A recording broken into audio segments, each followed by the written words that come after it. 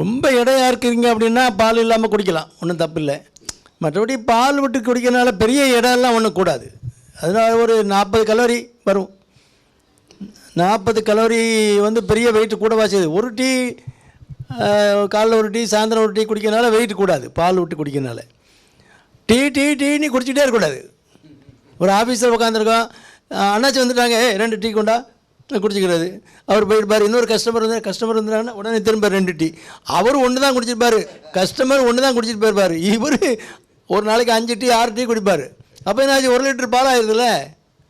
குழந்தை வந்து வெறும் பால் மட்டும்தானே குடிச்சே படிச்சு குண்டு ஆயின வருது. அப்போ அதில் உள்ள கலோரியெல்லாம் இருக்குல்ல. அதனால் ஒரு காஃபி ஒரு டீ குடிக்கிறதுனால ஒன்றும் தப்பே கிடையாது. நீங்கள் உங்களுக்கு இதான் பிடிக்குதுன்னா இது குடிங்க, ஒன்றும் இல்லை. ஆனால் பிளாக் டீ குடித்தாலும் தப்பு இல்லை, அது உங்களுக்கு பிடிச்சிருந்தா குடிங்க. அதுக்காக வேண்டி கஷாயம் மாதிரி குடிக்காதீங்க.